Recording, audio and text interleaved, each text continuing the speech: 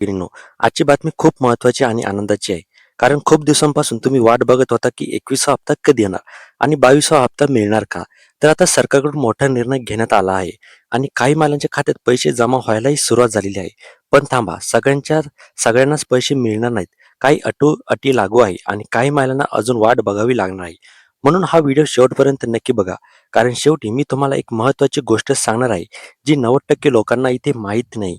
माता-भगिनींनो, राज्य सरकारने लाडकी बहीण योजनेबाबत मोठा निर्णय घेतलेला आहे. आता 21वा हप्ता आणि 22वा हप्ता म्हणजे मार्च आणि एप्रिलचे पैसे काही महिलांना एकत्र दिले जात आहेत. म्हणजेच अनेक महिलांच्या खात्यात थेट ₹3,000 जमा होत आहे. हा निर्णय का घेतला? कारण मागच्या महिन्यात काही महिलांना पैसे मिळाले नव्हते, तांत्रिक अडचणी होत्या, केवायसी पूर्ण नव्हती. म्हणून सरकारने आता दोन्ही हप्ते एकत्र देण्याचा निर्णय घेतलेला आहे. आता कोणाला ₹3,000 मिळणार? सगळ्यात महत्त्वाचा प्रश्न म्हणजे माझ्या खात्यात पैसे येणार का? तर लक्षात ठेवा, तुमचं नाव योजनेच्या यादीत असलं पाहिजे. तुमची केवायसी जी आहे ना, ही पूर्ण असणे इथे खूप गरजेचे आहे आणि त्यानंतर बँक खाते आधारशी लिंक असलं पाहिजे. तुम्ही पात्रतेच्या निकषात इथे बसायला हव्यात.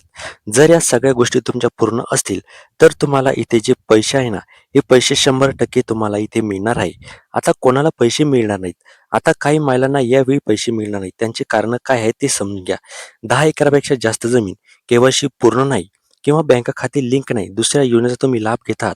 विशेष म्हणजे जर तुम्ही दुसऱ्या योजनेचा लाभ घेत असाल, तर लाडकी बहीण योजनेचा हा लाभ तुमचा थांबू शकतो. आता जिल्ह्यानुसार अपडेट. आता काही जिल्ह्यांमध्ये पैसे जमावायला सुरुवात झालेली आहे. उदाहरणार्थ सांगायचं झालं तर यवतमाळ, गडचिरोली, चंद्रपूर, गोंदिया, बीड, बुलढाणा, जालना, कोल्हापूर, सोलापूर, नाशिक, ठाणे आणि पालघर या भागांमध्ये महिलांना एस-एम-एस येत आहेत की पैसे जमा झालेले आहेत. उरलेल्या जिल्ह्यांमध्ये पुढील काही दिवसांमध्ये पैसे जमा होतील. आता पैसे आलेत का तपासा. तुमच्या खात्यात पैसे आले आहेत का हे तपासण्यासाठी तुम्हाला मोबाईलवर आलेला एस-एम-एस बघा. त्यानंतर यू-पी-आय ॲप, फोनपे, गुगल पे ते वापरा. ए-टी-एममध्ये जाऊन तुम्ही बॅलन्स चेक करा किंवा बँकेत जाऊन पासबुक अपडेट करा. जर पैसे आले नसतील तर घाबरू नका. अर्ज प्रक्रिया इथे सुरू करा. आता त्यानंतर 90% लोकांना माहीत नसलेली गोष्ट म्हणजे आता एक महत्त्वाची गोष्ट जी खूप काय कमी लोकांना माहिती आहे. पैसे खात्यात आले की लगेच सगळे काढू नका. का? तर कारण काही बँकांमध्ये मिनिमम बॅलन्स लागतो. जर बॅलन्स झिरो झाला तर चार्जेस इथे लागू शकतात. त्यामुळे किमान ₹500 तरी तुमच्या अकाउंटमध्ये इथे ठेवणे गरजेचे आहे. त्यानंतर अजून पैसे नाही आले तर काय करायचं? जर अजूनही तुमच्या खात्यात पैसे आले नसतील तर तुमचं के-वाय-सी पूर्ण आहे का? ते तपासा. बँक खाते आधारशी लिंक आहे का ते बघा आणि तुमचं नाव यादीत आहे का? ते एकदा तुम्हाला इथे तपासून घ्यायचं आहे आणि सर्व ठीक असेल तर काही दिवस वाट बघा. पैसे नक्की मिळणार. माता-भगिनींनो, ही माहिती तुम्हाला उपयोगी वाटली असेल तर व्हिडिओला लाईक करा, इतर बहिणींना शेअर करा आणि सर्वात महत्त्वाचं म्हणजे तुमच्या खात्यात 3,000 आले का?